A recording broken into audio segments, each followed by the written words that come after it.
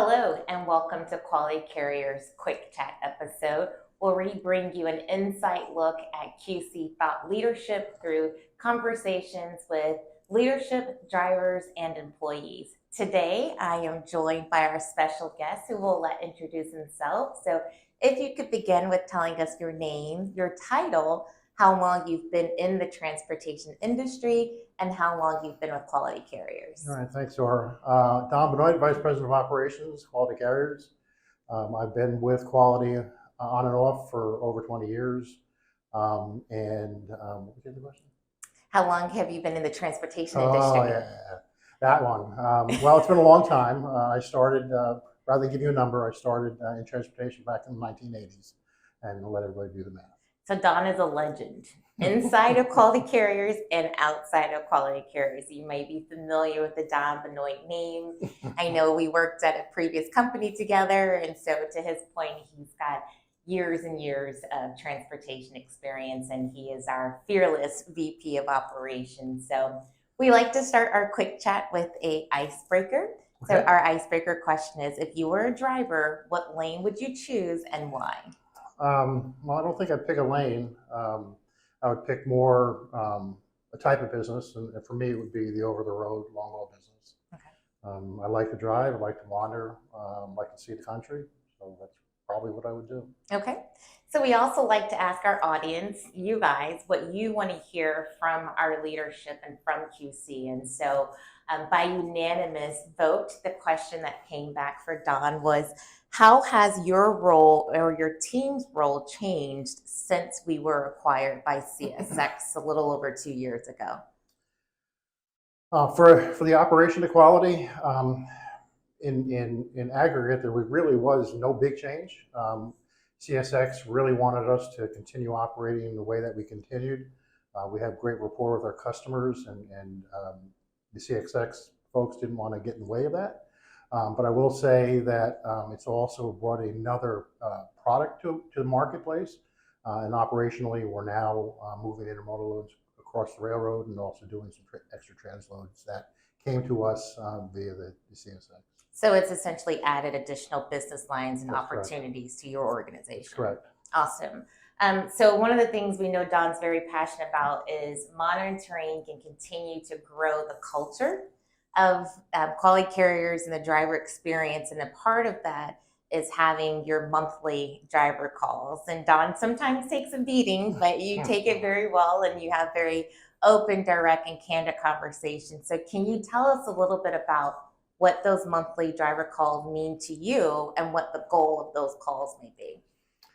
Well, let's start with the goal. The goal is to let the drivers have a voice in the organization. I don't think that we've had a single call that we didn't take away issues or concerns drivers are having, and it gives us an opportunity to fix them. We're really, from a driver experience standpoint, we're really focused on making quality carriers a destination in your career rather than just another stop. We know drivers have lots of choices, and I don't think historically drivers have had much access to senior leadership, so we want to make sure they have that access. They can ask their questions. And then most importantly, it's left up to us to make sure we do something with what they tell us so we can improve that experience for drivers. Absolutely. So we know there's really two factors that we look at when there's driver growth and then there's replacement. So we're just replacing for business and then we're looking to grow our business. So operationally, can you share with us what are some of those key factors that you look at when we're looking to grow a driver number at a terminal versus just replacing a driver? And it all really boils down to revenue. We target anywhere between $750 and $1,000 a day revenue on our tractors, and that's primarily because that our drivers then will earn a good day's pay for that work. Revenue is what pays the drivers, pays all of us, and for independent contractors, they get their percentage, and they can make a good weekly total at those numbers, and also with company drivers, we try to get them in the sweet spot, and that allows us to do that. Okay, clear and cut. I love him. He's operations based, right? Clear cut, concise answers. So, our biggest mission is to always deliver excellence Hmm. as a company, not just drivers, but when we look at our internal teams, our mission is to deliver excellence to our customers, which are the drivers, and the drivers then deliver that excellence to the customers. So, can you kind of talk to us about operationally?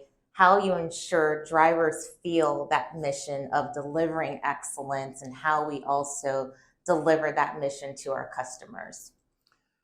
Um, Organizational excellence from an operational standpoint really starts with me and my directs within the organization. I expect, almost demand excellence on a daily basis. And then that excellence cascades down through the organization. We provide a lot of training, a lot of focus for people, a lot of reporting so they can understand their key factors and how they're performing. It allows them the ability to grow in terms of excellence. And it also comes down to we all have a job to do, and we want to make sure that everybody in the organization is doing it to the best of their abilities. And just driving that excellence down, holding a mutual accountability, where drivers are holding dispatch accountable to doing it correctly, and dispatch holding the drivers accountable to doing it correctly, um, will give the customers a good experience with quality care. Absolutely. Well, we know that you are definitely a fan of accountability, which drives excellence. So we thank you for all that you do. And we thank you for tuning in to our latest, greatest quick chat episode. If you have not had a chance, go back and revisit some of those prior episodes where we interviewed our president, Randy Strutz, and our CFO, Chris Garand. Thank you, Don, for joining us Thank today. you, Please stay tuned for the next quick chat. Have a great day. and stay safe. Stay safe.